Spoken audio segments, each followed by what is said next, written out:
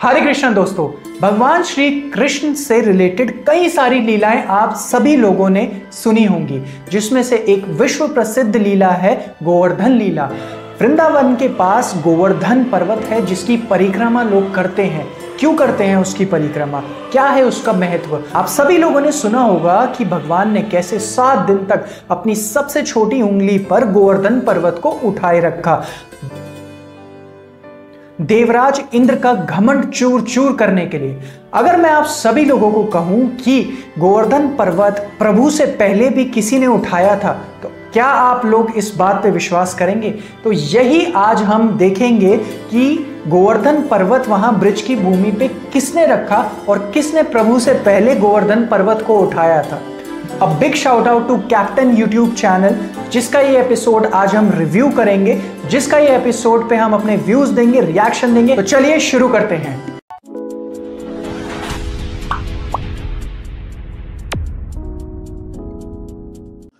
यदुकुल में आपके जन्म के मार्ग को तो प्रशस्त किया, किंतु वो घटना क्या थी जिसकी नींव हनुमान ने रखी थी? हनुमान की लीलाएं सदैव अद्भुत ही रही हैं। मेरी बाल्य अवस्था की वो मनोहारी घटना गोकुल में ही घटित हुई थी। स्वामी, आपके गोकुल में घटित हुई बाल्यावस्था की तो अनेकों मनोहारी लीलाएं। सो कैप्टन भक्ति ये चैनल है जो इतने अमेजिंग एपिसोड्स डाल रहा है, और आई थिंक क्वालिटी और इंफॉर्मेशन सब टॉप नॉच है, अमेजिंग। गोवर्धन पर्वत की पूजा करवाई थी, जिसे देवराज इंद्र कुपित हो उठे थे। उन्होंने मूसलाधार वर्षा आरंभ करवा दी थी। उस विनाशकारी वर्षा से ब्रिजवासियों को बचाने के लिए मैंने गोवर्धन पर्वत को उठा लिया था। तो यहाँ पे मैं थोड़ा सा कॉन्टेक्स्ट दे दूं। क्या हुआ था कि हमेशा से देवराज इंद्र की पूजा होती थी, क्योंकि वो वर्षा करते थे जिनसे ग्रेन्स और जो हमारा हार्वेस्टिंग और सारा जो भी होता था उससे सबको खाना मिलता था बेसिकली। तो इस वजह से देवराज इंद्र की पूजा होती थी। तो श्री कृष्ण जी का ये मानना था जब पूजा उनकी करनी चाहिए जो हमारी प्रोटेक्शन करते हैं सारी चीज़ों से, तो तब उन्होंने ये प्रस्ताव रखा था पंचायत में, भरी सभा में, कि गोवर्धन पर्वत की पूजा होनी चाहिए। और इसका सब पुराना रामायण से चला आ रहा है जो पहले था। तो ऐसा था।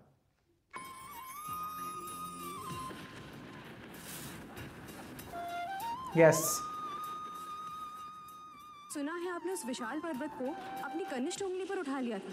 तो भगवान का इसमें यह भी मानना था कि वो कहते हैं कि अगर हम गांव वाले ब्रिजवासी बोलते हैं कि अगर हम पूजा नहीं करेंगे तो भगवान इंद्र जो हैं वो क्रोधित हो जाएंगे। तो भगवान एक बहुत ही वैलिड पॉइंट बोलते हैं कि ये कैसे भगवान हुए अगर वो अपने भक्तों के कुछ ना करने पे एकदम क्रोधित हो जाते हैं। ये तो क्वालिटी ही नहीं होती है भगवान की। तो इस वजह से ये पॉइंट जो था ब्रिजवासियों को भी बहुत कन्विंसिंग लगा। तो आगे देखते हैं। उस विनाशकारी वर्षा से ब्रिजवासियों को बचाने के लिए मैंने गोवर्धन पर्वत को उठा लिया था।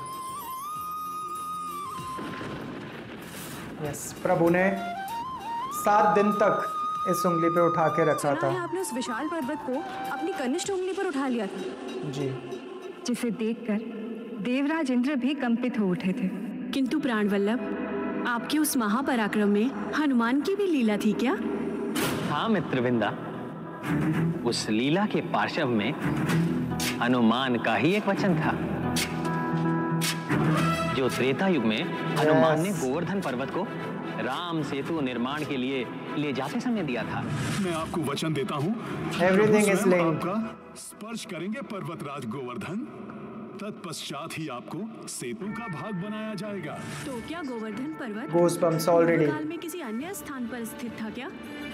हाँ प्रिय मित्रविंदा, सेतु निर्माण हेतु सभी वानर आदि और मतलब जब ये सारी चीज़ें मैं सुनता हूँ, जो अभी हनुमान जी ने राम सेतु की बात करी, और मैं अपने आप को बहुत ही ज़्यादा लकी महसूस करता हूँ कि मैं उस पर्टिकुलर पॉइंट पे भी गया था जहाँ एक्चुअली में राम सेतु है। तो मतलब मैं बहुत अच्छे से ये चीज़ रिलेट कर पाता हूँ। वो एग्जैक्ट पॉइंट, वो एग्जैक्ट मेमोरी सारी रामेश्वरम में, धानुषकोटी। दूर दूर से शिलाएं लेकर आए थे। हनुमान भी सुदूर उत्तर दिशा की ओर जा पहुंचे, जहां गोवर्धन पर्वत स्थित था। वचन देने के पश्चात जब हनुमान गोवर्धन पर्वत को अपनी हथेली पर रखकर ला रहे थे, तो उन्हें वहां पहुंचने के पूर्व ही सेतु निर्माण पूर्ण होने के संकेत मिल गए थे। अतः उन्हें गोवर्धन पर्वत को मार्ग में ब्रिज भूमि में ही उतारना पड़ा, क्योंकि श्री राम ने सबको निर्देश दे रखा था कि सेतु का निर्माण होते ही जो जहां है वो उन शिलाओं को वहीं छोड़ दे। इसका तात्पर्य तो ये हुआ कि गोवर्धन पर्वत को ब्रिज भूमि में हनुमान ने ही स्थापित किया। हाँ सत्यभामा। मतलब हनुमान जी कितने ज्यादा आज्ञाकारी थे, एक स्टेप भी उन्होंने आगे नहीं बढ़ाया। जैसे ही उन्हें पता लगा, वो बर्ड्स ने उन्हें बता दिया कि सेतु का निर्माण हो चुका है और कोई पत्थर की शिलाओं की हमें आवश्यकता नहीं है, तो हनुमान जी वहीं रुक गए। वहीं पे उन्होंने गोवर्धन पर्वत को रख दिया और जहां पे रखा वो थी ब्रजभूमि। अमेजिंग। युग में अपने भक्त हनुमान को दिए हुए वचन को आपने स्मरण रखा स्वामी, और उस वचन का निर्वाहन आपने द्वापर युग में किया। श्रेष्ठ भक्त के हर वचन, हर कृत्य से भगवान को जुड़े रहना होता है प्रिय। इसलिए ना तो मैं उनको दिया हुआ वचन भूला और ना ही हनुमान भूले। और जब मैंने गोवर्धन पर्वत को उठाया तो हनुमान स्वयं भी उस लीला के साक्षी बने।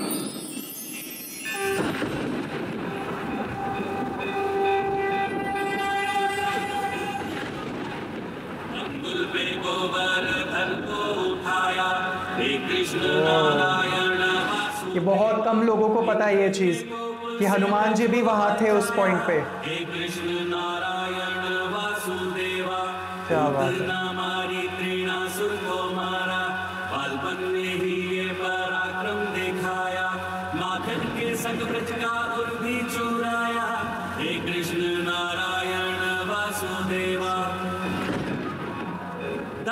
वचन भगवान ने भाया, स्पर्श हरि पर्वत को दिलाया।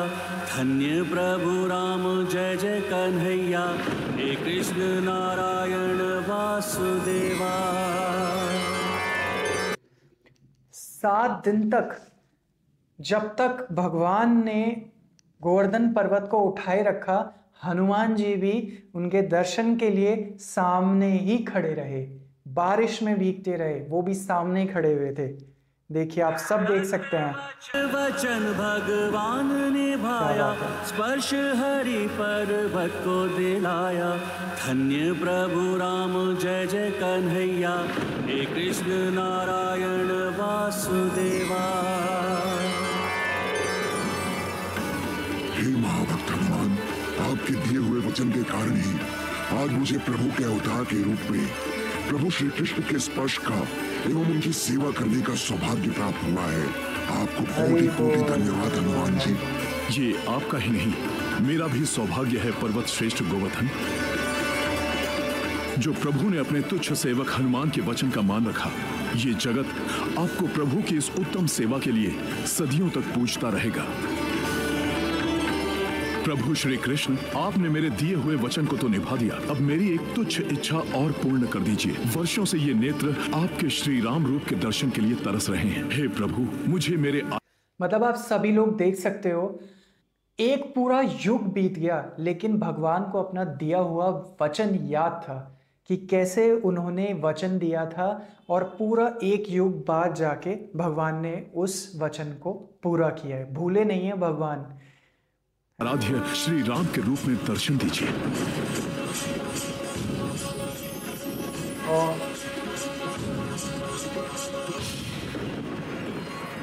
मेरे प्रभु, मेरे श्री राम। मेरे भोले भाले भक्त हनुमान ने निरंतर 7 दिवस तक, जब तक मैं गोवर्धन पर्वत को उठाए रहा, तब तक हनुमान मूसलाधार वर्षा में ही वहीं स्थित रहकर मुझे भक्ति पूर्वक निहारते रहे। इतना ही नहीं, द्वापर युग में भी हनुमान धर्म संस्थापन एवं भक्तों की सहायता आदि कार्य सतत करते रहे। महाभारत युद्ध के विजेताओं को भी युद्ध के पूर्व योग्य एवं अधिक शक्तिशाली बनाने वाले हनुमान ही थे। जब कभी उन्हें शक्ति के अहंकार ने घेरा तो उन्हें उचित मार्ग हनुमान ने ही दिखाया। महाभारत के विजेता अर्थात पांडव बंधु। हाँ प्रिय, मेरे फुफेरे भाई पांडव, उन्हीं के विषय में कह रहा हूं मैं। सर्वप्रथम हनुमान के दर्शन देवराज इंद्र के अंश अर्जुन को हुए थे, जिनके समान धनुर्धर संसार में ना कोई अन्य हुआ और ना ही होगा।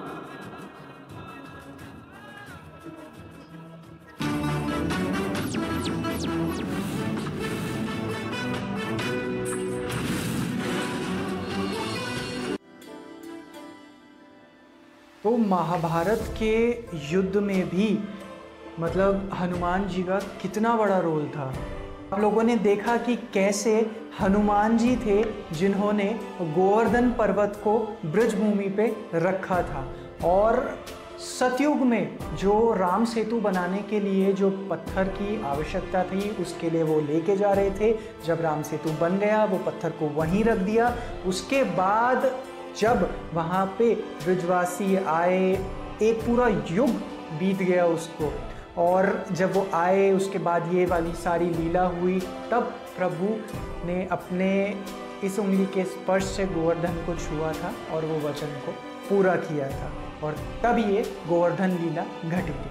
आई होप ये वीडियो आपको पसंद आई हो और कुछ नया आप लोगों को सीखने के लिए मिला हो। और अगर आपको ऐसी और रिएक्शन वीडियोस देखनी है तो हमें प्लीज़ कमेंट बॉक्स में लिखिए। चैनल को सब्सक्राइब कर दीजिए, बेल आइकन ऑन कर दीजिए ताकि आप हमारे कोई भी चैनल अपडेट को मिस ना कर पाएँ। मैं मिलता हूँ आपको अगली वीडियो में। धन्यवाद।